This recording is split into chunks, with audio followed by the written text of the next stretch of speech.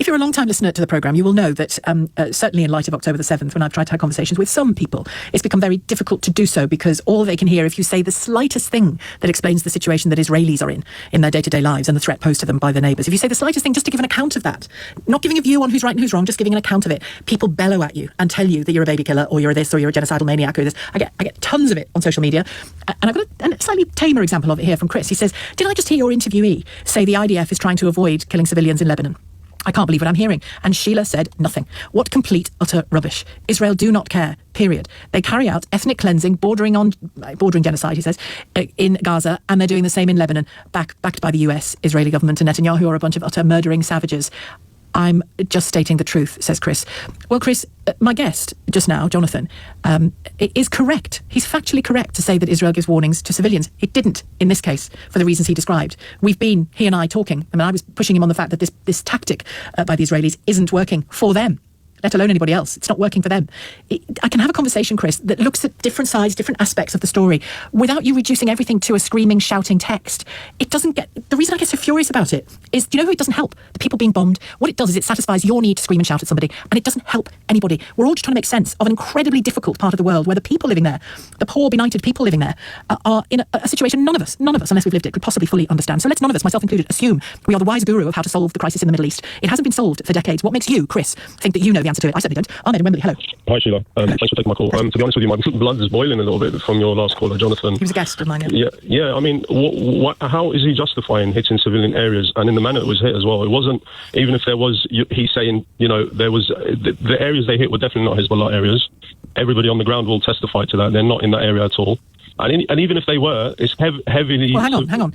So it's your belief that Israel just decided to bomb an apartment block full of families for the hell of it? 100%. Okay. Look at the timing. It's obviously got a context, like a regional context, because the Americans are called a ceasefire, and the Israelis want to undermine that. They don't want a ceasefire with Iran. They want to keep hitting Iran while they've got the upper hand. So it's got that regional context. I don't think they have the upper hand. Do they have the upper hand? The Israelis? Yeah. Do they have the upper hand? I think... In Lebanon? Who? The Israelis? I don't think they have. I don't think they do either, because you can't... You just said they have, and it's their reason for continuing. I just can't see it. No, but what I'm trying to say is that they feel that they have the upper hand, and they wanted the conflict to continue. It's only because the Americans said, no, we're going to have a ceasefire now, and they said, no, Lebanon is ours. We want Lebanon because we want to deal with Hezbollah. And this is the only way that Israel knows how to deal with things. Yesterday they killed an Al Jazeera journalist. Why? A targeted attack. Why? For what reason? These in are Lebanon. people... Yeah, in Lebanon. And Jonathan is talking about dropping bombs like it's a video game. I've been on the receiving end of bombs being dropped on me and my family, and it's as a child, and it's not something that leaves you. I'm 47 years old. This was when I was 5 years old. Where was that, can I ask, Ahmed? So I was born in Iraq, but we fled Saddam Hussein, and we actually ended up in Tehran. So this conflict, funnily enough, of all the conflicts I've gone on since, this is the one that's hit me the most because I remember the bombs falling in Tehran. And those bombs were from Saddam. The irony of it, we were running away from him. But Iran was under bombardment. Was that during the Iran-Iraq war? During the Iran-Iraq war, they were under daily, nightly bombardment by Iraq. Iran didn't have an air force then either, essentially, but Iraq had a very powerful air force that was being supplied by the French. Those were French missiles that were being dropped on us. Can I ask you? You clearly don't. I don't think what's going on in Beirut now is justifiable either. But I also think more than that. Actually, I just think it's so unwise and stupid given the situation. I can't quite believe it. But anyway. The other thing is Hezbollah adhered by the last ceasefire, but Israel had 10,000. I don't even know how you rack up 10,000 violations in a year. But Israel manages to do these kind of numbers. It's crazy. You know what I mean? Like in a whole year. Do you have any criticism of Hezbollah at all?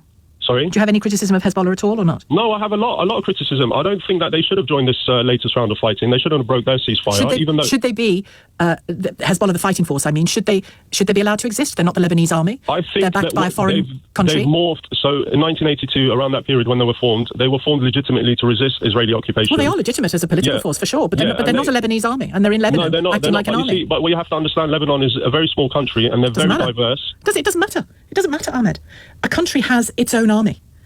It has its own army. You wouldn't be happy, would you, if a militia took over Wembley and decided it wasn't loyal to the king and country and decided it could do whatever it liked? You wouldn't be happy to live with that if it started bombing your back garden. Of course you wouldn't. Lebanon's big problem, as much as what's happening from Israel at the moment, is Hezbollah as well. And saying that isn't a declaration of supporting the bombing of civilians in an apartment block. Of course I don't. Of course it isn't. But we can't only look at this story through the prism of what Israel does. I mean, to be fair to you, I've asked you about Israel and its current attacks inside Lebanon. But the wider picture involves others. That's all I'm ever saying when I allude to these things. It's not about being pro-Israel in every utterance, because I'm not pro-Israel in every utterance, despite what people constantly tell me. Not for a second. And I think Netanyahu is one of the worst things that's ever happened to Israel. Certainly the way he's morphed in recent years. But, you know, it's a bigger picture. That's all I'm saying. It's a bigger picture. And Hezbollah is a bigger problem, I'd say, for Lebanon than Israel is. Thanks, Ahmed, for your call from Wembley. Let's get conversation about the situation in the Middle East. Steve has called from Burgess Hill. Hello, Steve. Oh, hello, Sheila. Thank you for inviting me on, and thank you again for sharing the case you've just done there. It was very awful, isn't it? So yeah, it's very touching and meaningful. Yeah. Yes, getting back to the previous question, I'm really positive you've come to a sort of like a slightly newer conclusion regarding the situation with Israel in southern Lebanon right now. Your previous guest that you had on, Jonathan, I forgot what his role was. I mean, he gave a very, very partial account of what that part of the region's history was, and in relation to Hezbollah and its evolution and what the events that followed on after that.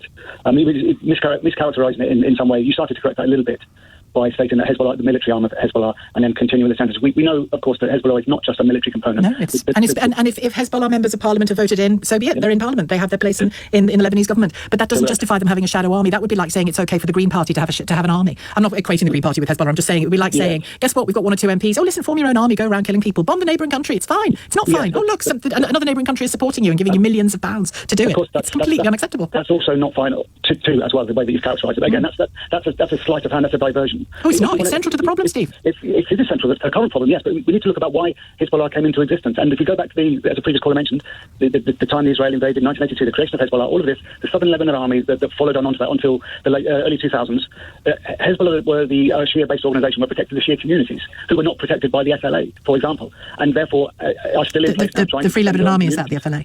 Yes, correct, yes. Yeah, so it's a multifaceted picture, which we only I know it is. I know it is. But the picture now is the picture now, isn't it? And I get that it's complicated, and I get that different communities need protection, and I get all of that.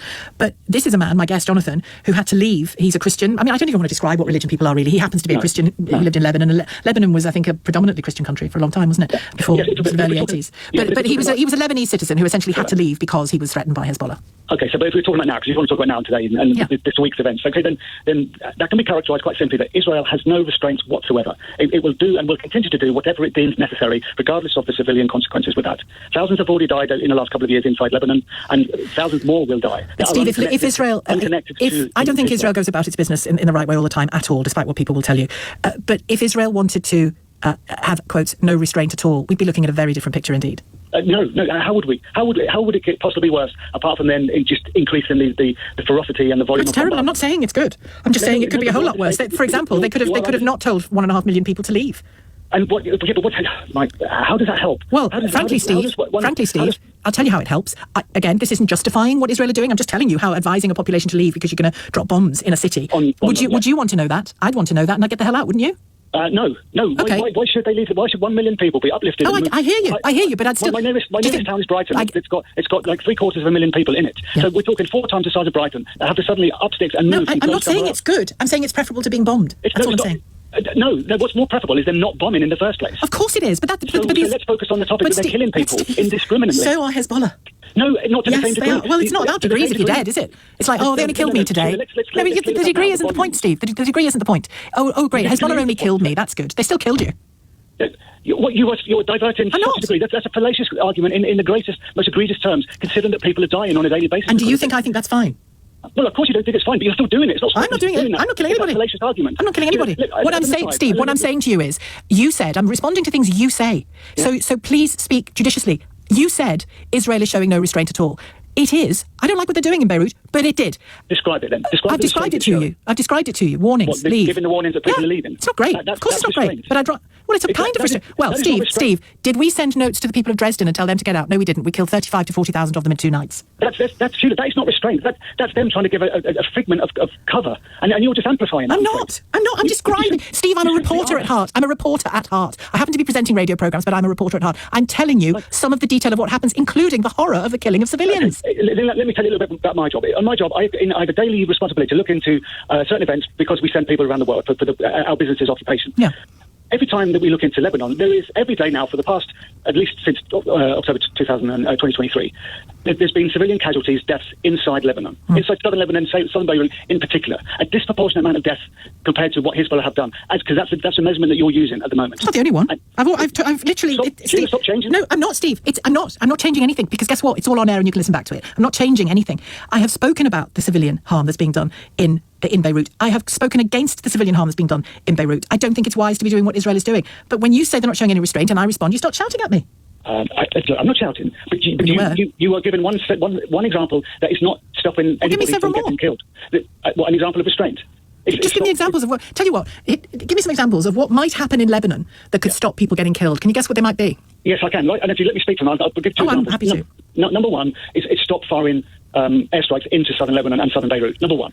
Number two, withdraw all of the Israeli forces back across the border and keep them there. That then at least gives Hezbollah, or anybody other group for that matter, no justification for them to send anything south into Israel. So them two things, at the very first step, would be a benchmark to start from to say, now let's stop it. Okay. But they're not just doing it. Okay. And you know Israel and its past performance over the last 40-odd years, it will not do that. Can I add a couple of things that would also bring some peace and quiet to the Lebanese? Please. So let's say, for the sake of argument, what you said there, Israel stops, and it gives Hezbollah, it leaves a position where Hezbollah has no justification for bombing Israel. Well, guess what? Within hours of October the 7th, Hezbollah started bombing Israel. Israel hadn't even caught its breath after October the 7th when Hezbollah started to attack it. So the idea that Hezbollah would go, oh gosh, our bombing of Israel isn't justified anymore because Israel has stopped, we better stop, is for the birds. And the other thing that might bring a bit of peace and quiet, by the way, I agree with you, if Israel stopped, it would bring some peace and quiet, not to Israel, but it would to Lebanon. But another thing that would is Iran getting its nose out of Lebanon. But you didn't mention those. It's 1:53.